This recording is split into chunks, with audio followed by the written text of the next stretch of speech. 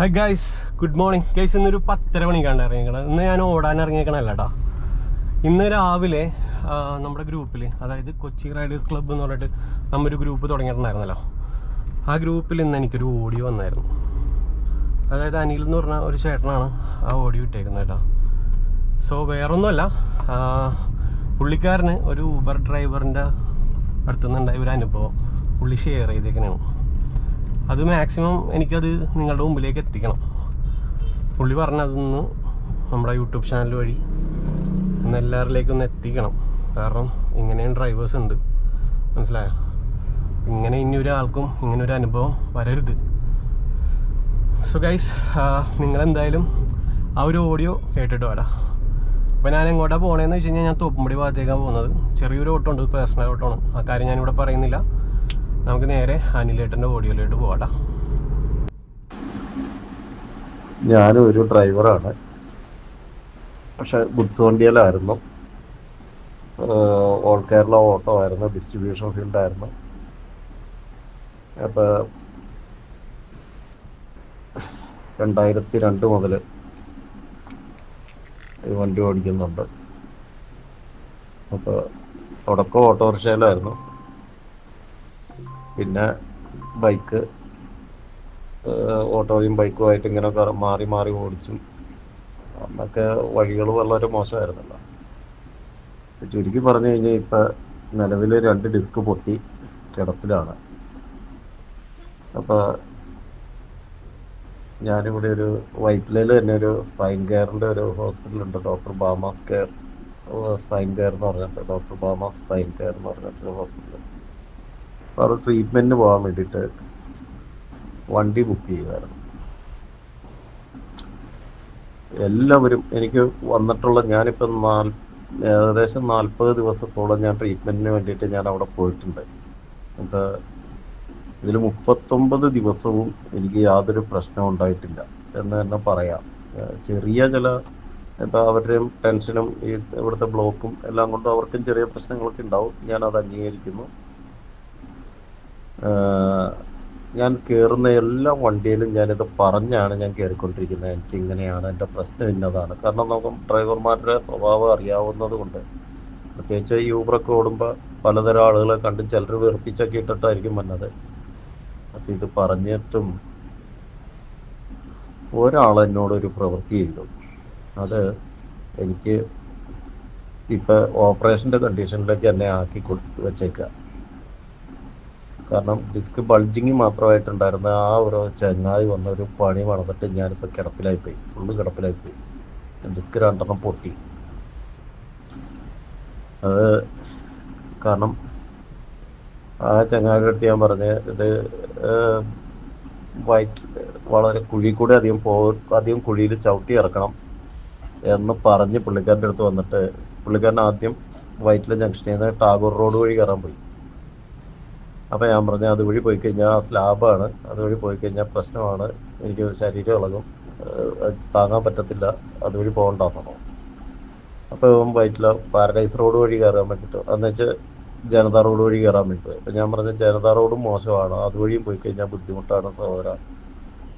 Bro, നമുക്ക് തൈക്കുടം ഒരു highway കൂടെ ചെന്ന് കഴിഞ്ഞാൽ ബണ്ട് റോഡിൽ കൂടെ അങ്ങോട്ട് കയറി കഴിഞ്ഞാൽ വളരെ കുറച്ച് ദൂരെ കുഴികളുള്ളൂ, അല്ലെങ്കിൽ റോഡ് ഒരു ഇത്തിരി മോശം അവസ്ഥയിലുള്ളൂ. അത് നിങ്ങൾക്ക് തിരക്കാണെന്നുണ്ടെങ്കിൽ നിങ്ങളൊരു കാര്യം ചെയ്ത് തന്നെ അവിടെ ഇറക്കി വിട്ടിച്ച് നിങ്ങൾ പൊയ്ക്കോ, ഞാൻ പതിയെ നടന്ന് വീട്ടിൽ പൊക്കോളാന്ന് പറഞ്ഞു. അപ്പോൾ ഇയാൾ എൻ്റെ അടുത്ത് ചോദിച്ച്, ഏത് വഴിക്കാണ് അപ്പം ചേട്ടന് പോകേണ്ടതെന്ന് ചോദിച്ചു. ഞാൻ പറഞ്ഞ വൈറ്റില ഓവർബ്രിഡ്ജിൻ്റെ അടിയിൽ കൂടെ, അണ്ടർപാസിൽ കൂടെ കയറി അങ്ങോട്ട് ചെന്നിട്ടാണ് പോവാറ് സാധാരണ, ഹൈവേയിലൊക്കെ ക്രോസ് ചെയ്ത് കയറിയിട്ടാണ് പോവാറെന്ന് പറഞ്ഞു.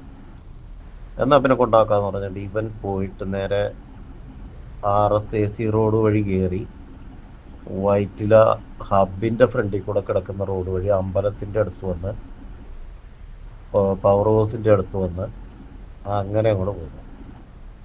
അതിൽ വൈറ്റില ഹബിൻ ക്രോസ് ചെയ്യാൻ വേണ്ടിയിട്ട് എടുത്ത ആ ഒരു ഓട്ടം, അത് എന്നെ ശരിക്കിട്ട് ഒലച്ച് എൻ്റെ 2 ഡിസ്ക് പൊട്ടി. നിലവിൽ ഞാൻ കിടപ്പാണ്. അപ്പം ഇതേ രീതിയിലൊന്നും ആരോടും ചെയ്യരുത്. അവർക്ക് പ്രശ്നങ്ങളുണ്ട്, ഇല്ല എന്നല്ല. നമുക്ക് നമ്മുടെ അവസ്ഥ പറഞ്ഞിട്ട് തന്നെയാണ് വണ്ടിയെ കയറിയത്. എന്നിട്ടും അവരിങ്ങനെ ചെയ്തു കഴിഞ്ഞപ്പോൾ എനിക്ക് അതൊരു എൻ്റെ ഉള്ളിൽ അതൊരു ദുഃഖമാണ്. കാരണം ഞാൻ എഴുന്നേറ്റൊരു 3 മാസമെങ്കിലും കഴിയുമ്പോഴത്തേക്കും ഞാൻ എഴുന്നേറ്റ് ഒരു എൻ്റെ ജോലിക്ക് കയറാൻ പറ്റുമായിരിക്കാം, തുടങ്ങുകയും ചെയ്യാം എന്നുള്ളൊരു കണ്ടീഷനിൽ ഞാൻ നിൽക്കുകയായിരുന്നു, ഒരാഗ്രഹത്തിൽ നിൽക്കുകയായിരുന്നു. ഇനിയിപ്പം ഞാൻ എന്ത് ചെയ്യും? നിലവിൽ ഇനിയിപ്പോൾ ഓപ്പറേഷൻ അല്ലാണ്ട് വേറെ മാർഗമില്ല.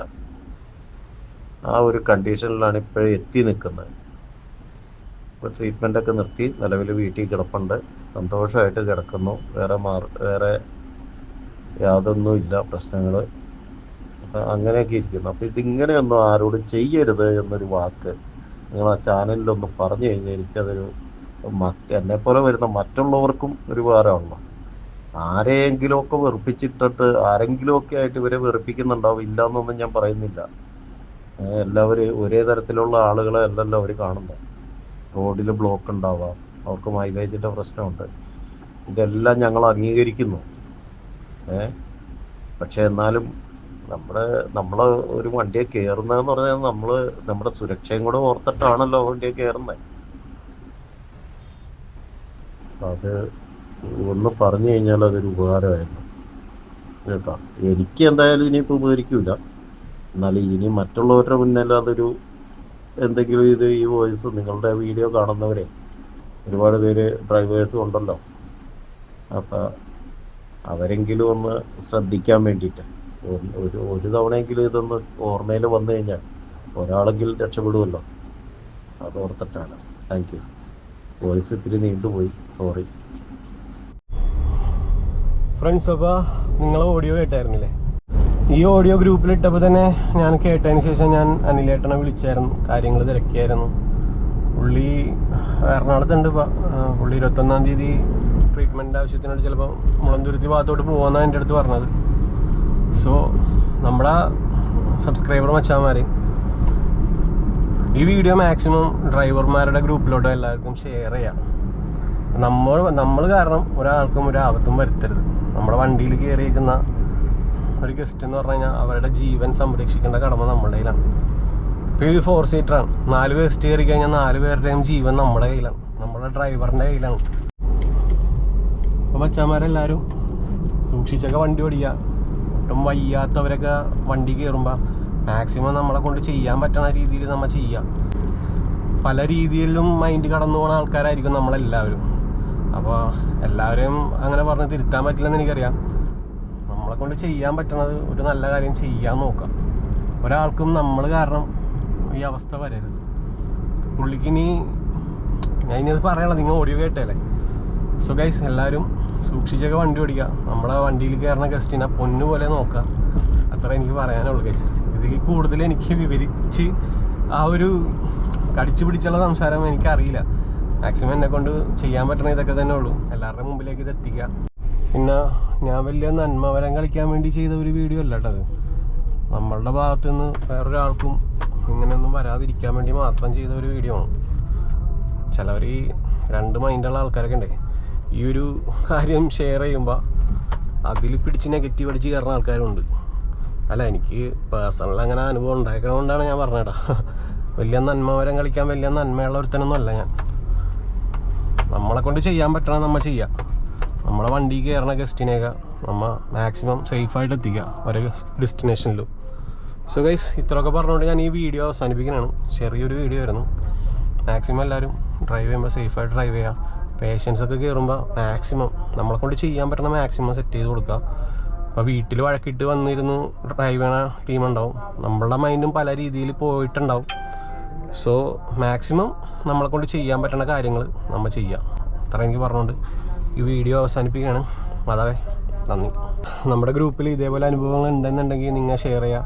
മാക്സിമം ഞാൻ ഇതേപോലത്തെ ചെറിയ കണ്ടൻറ്റായിട്ടൊക്കെ എല്ലാവരുടെ മുമ്പിലേക്ക് ഞാൻ എത്തിക്കും. എന്നെക്കൊണ്ട് ചെയ്യാൻ പറ്റുന്ന സപ്പോർട്ട് ഞാൻ ചെയ്യും. മാക്സിമം എല്ലാവരും അറിയട്ടെ, എല്ലാവരിലേക്കും ഇതെത്തിക്കാൻ നോക്കുക. എല്ലാ ഡ്രൈവേഴ്സും സേഫാകാം, സ്നേഹം മാത്രം. പിന്നെ ചിലർ പറഞ്ഞായിരുന്നു, നീ ഫേസ് കാണിക്കാതെ വീഡിയോ ഇട്ടിട്ടല്ലേ മറ്റാണോ മറിച്ചാന്നൊക്കെയുള്ള ഡയലോഗ് ഉണ്ടായിരുന്നു. എനിക്ക് ഫേസ് കാണിക്കണോണ്ട് വലിയ സീനൊന്നുമില്ല. പിന്നെ എൻ്റെ ഈ ഫേസ് നിങ്ങൾക്കൊക്കെ കണ്ട് വെറുതെ ഷോ അടിക്കണ്ടല്ലോ എന്ന് വിചാരിച്ചിട്ടാണ് ഞാൻ ഫേസ് കാണിക്കാതെ വീഡിയോ എടുക്കണം. റെക്കോർഡിംഗ് ആണോ? അപ്പോൾ മച്ചാമാരെ നിങ്ങളെല്ലാവരും മാക്സിമം കെയർ ചെയ്ത്, അതൊരു രോഗികളൊക്കെ കയറി കഴിയുമ്പോൾ നൈസായിട്ട് കെയർ ചെയ്ത് വണ്ടി ഓടിക്കാൻ നോക്കാട്ടോ. ഇപ്പോൾ ഈ ചേട്ടനുണ്ടായ അനുഭവം ഇനി വേറെ ആർക്കും ഉണ്ടാകാതിരിക്കട്ടെ. എന്തായാലും ആ ചേട്ടന് വേണ്ടി എല്ലാവരും പ്രാർത്ഥിക്കുക. ചേട്ടൻ ഇപ്പോൾ ഇനി ഓപ്പറേഷൻ കാര്യങ്ങളൊക്കെ ഉണ്ടാവും. അപ്പോൾ എല്ലാവരും ചേട്ടന് വേണ്ടി പ്രാർത്ഥിക്കുക. കാരണം ഇനി ഒരു സിറ്റുവേഷൻ ഇതേപോലെ വരാതിരിക്കട്ടെ. അത്രയൊക്കെ പറഞ്ഞുകൊണ്ട് ഞാൻ എൻ്റെ വീഡിയോ അവസാനിപ്പിക്കണമെന്ന് ഞാൻ ഓടാൻ ഇറങ്ങിയിട്ടില്ല. ഇന്നൊരു പേഴ്സണൽ ഓട്ടം ഞാൻ ഓൾറെഡി പിടിച്ചിട്ടുണ്ടായിരുന്നു 10:00. ഇപ്പോൾ ആ ഓട്ടത്തിലാണ്. ഇപ്പോൾ 11 മണിയായി. ഈ മെട്രോളജിയില്ലേ, എടക്കൊച്ചിയിലുള്ള മെട്രോളജി, അവിടെ വന്നേക്കാനടാ. ബാങ്കിലെ ട്രിപ്പാണ്. പിന്നെ ഇതേപോലെ നിങ്ങൾക്കും എന്തെങ്കിലുമൊക്കെ മീൻസ് അനുഭവങ്ങൾ ഉണ്ടെന്നുണ്ടെങ്കിൽ നൈസായിട്ട് നിങ്ങൾ എൻ്റെ വാട്സപ്പ് ഗ്രൂപ്പിൽ ഷെയർ ചെയ്യാട്ടോ. ആ ഗ്രൂപ്പിൽ എല്ലാവരും ഉണ്ട് കേട്ടോ. മീൻസ് നമ്മുടെ വീഡിയോ കാണുന്ന ഇപ്പോൾ 260ഓളം ആൾക്കാരുണ്ട്. നമ്മുടെ വീഡിയോ കാണുന്ന നമ്മുടെ സബ്സ്ക്രൈബർ മച്ചാന്മാർ എല്ലാവരും ഉണ്ട്. അതിലെല്ലാവരും ആക്റ്റീവാണ്. നിങ്ങൾക്കും എന്നോട് സംസാരിക്കാം അതിൽ കേട്ടോ. അപ്പോൾ എന്തെങ്കിലും ഡൗട്ടോ കാര്യങ്ങളൊക്കെ ഉണ്ടെങ്കിലും നിങ്ങൾക്ക് അതിലൂടെ ഷെയർ ചെയ്യാം. ഈ ഡ്രൈവേഴ്സ്, പ്രൊഫഷണൽ ഡ്രൈവേഴ്സ്, പിന്നെ കൂടുതലും നമ്മുടെ വീഡിയോ കാണുന്ന പള്ളിയിലച്ചന്മാരുണ്ട്, പോലീസുകാരുണ്ട്, വക്കീലുണ്ട്, എല്ലാ ആൾക്കും ഡോക്ടർമാരുണ്ട്, എല്ലാ കൂട്ടം ഉണ്ട് കേട്ടോ നമുക്ക്. അപ്പോൾ എല്ലാവരും അതിലേക്ക് ഒരു അമ്മാമ്മമാരുണ്ട്, അപ്പൂപ്പന്മാരുണ്ട്. അത് ചുരുങ്ങിയ കാലം കൊണ്ട് നമുക്ക് ഇത്രയും കൂട്ടുകാർ കിട്ടി, മനസ്സിലായി. അപ്പോൾ ഈ അനിലേട്ടൻ ആ ഒരു ഗ്രൂപ്പ് കാണാനിടയായി. സോ ആ ഗ്രൂപ്പിൽ വന്ന് ഇതേ കാര്യങ്ങൾ ഷെയർ ചെയ്തപ്പോൾ എനിക്കും ആ പുള്ളീൻ്റെ അടുത്ത് പറഞ്ഞു, നീ വീഡിയോയിലൂടെ പറയണം, കാരണം എനിക്കുണ്ടായ അനുഭവം ഇനി വേറെ ആൾക്കാർക്ക് ഉണ്ടാകാൻ പാടില്ല. അപ്പം അങ്ങനെ ചെയ്ത ഒരു വീഡിയോ ഉണ്ടായത് ഗൈസ്. അപ്പോൾ അതൊക്കെ തന്നെ സംഭവം. ഇന്നിപ്പോൾ ഇനി നേരെ നമ്മുടെ റിസോർട്ടിലേക്ക് പോകണം. റിസോർട്ടിൻ്റെ തൊട്ടിപ്പുറത്തെ കെട്ടുണ്ട്. കെട്ടെന്ന് പറഞ്ഞാൽ മീനെയൊക്കെ വളർത്തുന്ന ഒരു ഫാമിനെയാണ് കെട്ടെന്ന് പറയണത്. ചിലർക്ക് അറിയില്ല, അതുകൊണ്ട് ഞാൻ എടുത്ത് പറഞ്ഞത്. ആ കെട്ട് വറ്റിക്കനെയാണ്. അപ്പോൾ 2 ദിവസമായി വറ്റിക്കാൻ തുടങ്ങിയിട്ട്. അപ്പോൾ നമ്മുടെ ഭാഗത്തും ആ ചെറിയൊരു ഭാഗമുണ്ട് നമുക്ക്. അവിടെ നമ്മൾ മീനെ കിട്ടിയിട്ടുണ്ടായിരുന്നു. മീനൊക്കെ ഉണ്ടോ ഇല്ലയെന്ന് അറിയില്ല. അപ്പോൾ ഒന്ന് ജസ്റ്റ് അവിടെ വരെ ചെന്ന് നോക്കണം. ഇനിയിപ്പോൾ ഫ്രണ്ട്സിനായിട്ട് അങ്ങോട്ട് പോകണം. ഉണ്ടെങ്കിൽ കുറച്ച് ചാടി പിടിക്കണം. ആ സീനൊക്കെ ആയിരിക്കും. ഞാൻ പറ്റുമെന്നുണ്ടെങ്കിൽ നിങ്ങളെയും ആ ഒരു കാഴ്ചയൊക്കെ കാണിച്ചു തരാട്ടാ. മീനില്ലാന്നുണ്ടെങ്കിൽ ഞാൻ വീഡിയോ കാണിക്കില്ല. അപ്പോൾ അതൊക്കെ പറഞ്ഞുകൊണ്ട് ഞാൻ വീഡിയോ അവസാനിപ്പിക്കുകയാണ്. എല്ലാ ഡ്രൈവർ മച്ചാന്മാരും സേഫായിട്ട് ഓടിക്കുക. നമ്മുടെ വണ്ടി കയറുന്ന ഗസ്റ്റിനെ പൊന്നുപോലെ നോക്കാം. അത്ര എനിക്ക് പറയാനുള്ളൂ. Have A nice day.